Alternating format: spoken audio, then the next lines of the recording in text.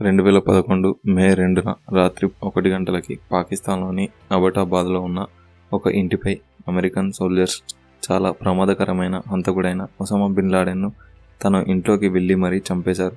Osama bin Laden 1993 నుండి 2001 మధ్యలో అమెరికాపై Osama 3 సార్లు దాడి చేశాడు. మొదటగా 1993లో వరల్డ్ ట్రేడ్ సెంటర్లపై దాడి చేశాడు. ఈ దాడిలో 11 మంది చనిపోగా దాదాపుగా 3000 మంది గాయపడ్డారు.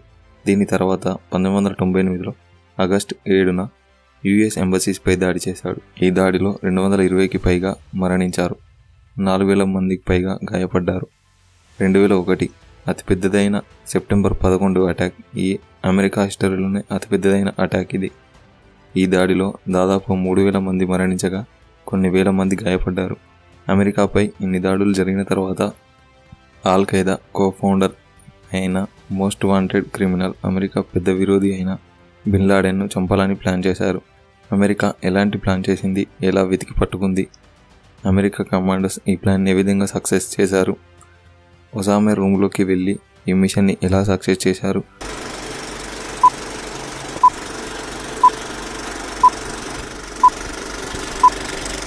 పాకిస్తాన్లో గల అబటాబాద్లో ఒక ఇంట్లో ఉన్నాడని తెలుసుకున్న అమెరికా ఆఫ్ఘనిస్తాన్లోని జలాలాబాద్లో ఉన్న యుఎస్ నేవీ బేస్లో నుంచి అబటాబాద్లో ఉన్న ఆ ఇంటిపై దాడి చేసి ఒసామాని చంపి మళ్ళీ జలాలాబాద్ రావాలని ప్లాన్ చేశారు. ప్లాన్ ప్రకారం 2001 మే 1న రాత్రి 10:30 గంటలకి జలాలాబాద్లో ఉన్న నేవీ బేస్లో 4 హెలికాప్టర్లను రెడీగా ఉంచారు. ఇందులో మొదటగా బ్లాక్ హ్యాక్ అనే 2 హెలికాప్టర్లను పంపి మిగిలిన 2 హెలికాప్టర్లను బ్యాకప్ కోసం స్టాండ్ బైలో ఉంచాలి అని ప్లాన్ చేశారు. ఉన్న ప్రాబ్లం ఒకటి, వెళ్ళిన 2 హెలికాప్టర్స్ పాకిస్తాన్లోని రాడర్స్లోకి దొరకకుండా అబటాబాద్ చేరుకోవాలి. దీనికోసం బ్లాక్ హ్యాక్స్ హెలికాప్టర్స్ని సౌండ్ డిటెక్ట్ మరియు రాడార్స్కి దొరకకుండా హెలికాప్టర్కి హెవీగా ఫ్యాబ్రిక్ కోటింగ్ చేసి తయారు చేశారు. ఈ ఫ్యాబ్రిక్ కోటింగ్ వల్ల ఇన్విజిబుల్గా తక్కువగా ఉండి రాడార్స్కి దొరకకుండా ఉంటాయి. ఒసామా ఇంట్లోకి వెళ్ళాలంటే 2 గేట్లని దాటి తర్వాత ఉండే గెస్ట్ హౌస్లో నుండి ఒసామా ఇంట్లోకి వెళ్ళాలి.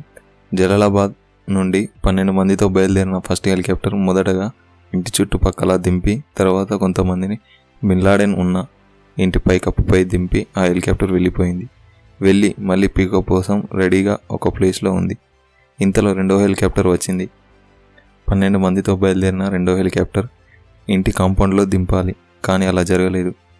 ఎయిర్ వోర్టెక్స్ ఫ్లో వల్ల బెస్ట్ హెలికాప్టర్ పైలట్ చేతిలో ఉన్నా కూడా ఆ హెలికాప్టర్ ఎయిర్ ఫ్లో వల్ల అదుపు తప్పి పక్కనే ఉన్న కాంపౌండ్లో పడిపోయింది. వెనుక ఉండే సైడ్ ఫ్యాను లాంటి ఐటమ్ కాంపౌండ్ గోడకి తగిలి విరిగిపోయాయి. ఆ హెలికాప్టర్ అక్కడే పడిపోయింది. ఇలా జరిగి కూడా ఎటువంటి ప్రమాదం జరగకుండా మొత్తం 12 మంది కమాండోస్ సేఫ్గా ల్యాండ్ అయ్యారు. ఇక ప్లాన్ ప్రకారం మొదటగా గెస్ట్ హౌస్లోకి వెళ్ళి మొదటి గేటును 2వ గేటును బ్లాస్ట్ చేసి పార్కింగ్ ఏరియాలోకి వెళ్ళారు. గెస్ట్ హౌస్లోకి వెళ్ళగానే డోర్ నుండి AK-47తో ఫైరింగ్ వినిపించింది. ఆ గది లోపల నుండి ఒసామా రైట్ హ్యాండ్ అయిన అబూ అహ్మద్ ఫైర్ చేయడం స్టార్ట్ చేశాడు. దీంతో కమాండోస్ డోర్లో నుండి ఫైర్ చేసి అతన్ని చంపేశారు. ఆ తర్వాత డోర్ తీసుకుని అబూ అహ్మద్ భార్య వచ్చి అతను చనిపోయాడు అని చెప్తూ ఏడ్చింది. దీంతో కమాండోస్ ఫైరింగ్ ఆపేసి ఆమెను కట్టి అదే రూమ్లో ఉంచి ప్లాన్ని కంటిన్యూ చేశారు. దీని తర్వాత కొంతమంది కమాండోస్ మెయిన్ బిల్డింగ్ వైపు వెళ్ళారు. మరికొంతమంది కమాండోస్ మొదటి గేట్ నుండి ఎవరూ రాకుండా సెక్యూర్ చేస్తున్నారు. Finally commandos Osama main building దగ్గరకు చేరుకున్నారు. మెయిన్ బిల్డింగ్లో గ్రౌండ్ ఫ్లోర్లో ఎంటర్ అయిన వెంటనే అబ్రార్ అనే వ్యక్తి, అతని భార్య, పిల్లలు ఉన్నారు. అక్బర్ గెస్ట్ హౌస్లో చంపిన అబూ అహ్మద్ వాళ్ళ తమ్ముడు. దీంతో కమాండోస్ అబ్రార్ని చంపడం కోసం ఫైర్ చేసినప్పుడు అబ్రార్ భార్య అడ్డు వచ్చింది. దీంతో బుల్లెట్లన్నీ అబ్రార్ భార్యకి తాకి చనిపోయింది. కమాండోస్ వచ్చిన క్లియర్ ఇన్స్ట్రక్షన్స్ ప్రకారం ఆడవాళ్ళకి, పిల్లలకి ఎలాంటి హాని జరగకూడదు, కానీ అనుకోకుండా జరిగిందని వెంటనే అబ్రార్ని కూడా కాల్చి చంపేశారు. గ్రౌండ్ ఫ్లోర్ నుంచి ఫస్ట్ ఫ్లోర్కి ఎంటర్ అవ్వగానే దాంట్లో ఒసామా కొడుకైన ఖలీద్ ఉన్నాడు. ఫస్ట్ కమాండోస్ గెస్ట్ హౌస్లోకి ఎంటర్ అయ్యే ముందే ఆ బిల్డింగ్కి ఉన్న కరెంటుని ఆఫ్ చేశారు. కమాండోస్కి నైట్ విజన్ గ్లాసెస్ వల్ల ఎలాంటి ఇబ్బంది లేకుండా విజన్ మొత్తం క్లియర్గా ఉంది. నైట్ విజన్తో పాటు ప్రతి కమాండోకి ఛాతీ భాగంలో ఒక కెమెరాని ఉంచారు. వైట్ హౌస్లో నుండి బరాక్ ఒబామా మరియు అతని టీం ఇక్కడ జరిగేదాన్ని లైవ్ చూస్తున్నారు.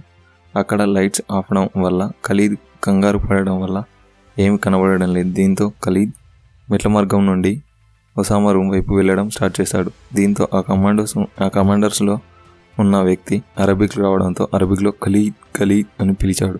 దీంతో ఖలీద్ తిరిగి వెనక్కి తిరిగాడు. అదే ఛాన్స్గా అనుకున్న కమాండోస్ ఖలీద్ని షూట్ చేసి చంపేశారు. దీంతో మెయిన్ బిల్డింగ్లో ఉన్న అందరూ క్లియర్ అయ్యారు. ఇక ఒసామా రూమ్కి ఎంటర్ అవ్వడమే ఆలస్యం.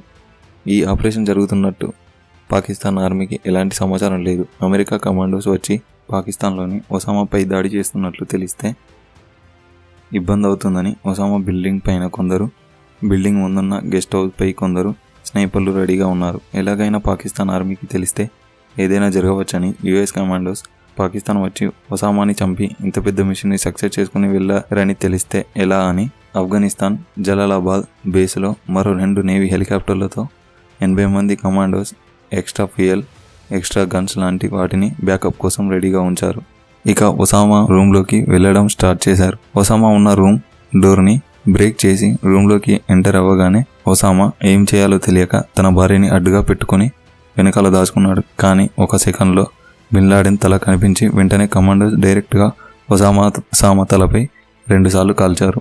అయితే కమాండోస్కి క్లారిఫై కోసం తన భార్యల్ని అడిగితే ఎంతసేపైనా ఏమీ మాట్లాడలేదు. దీంతో ఇతను బిన్ లాడెనా లేక అతని డూపా తెలుసుకోవడం కోసం గెస్ట్ హౌస్లో ఉన్న 12 సంవత్సరాల అమ్మాయిని పైకి తీసుకొచ్చి అడిగారు. దీంతో ఆ అమ్మాయి అవును అని చెప్పింది. ఒసామా భార్య పెద్దగా అరుస్తూ ఆ అమ్మాయిని ఏం చేయకండి, నేను చెప్తా అని చెప్పి అవును ఇతనే బిన్ లాడెన్ అని చెప్పింది.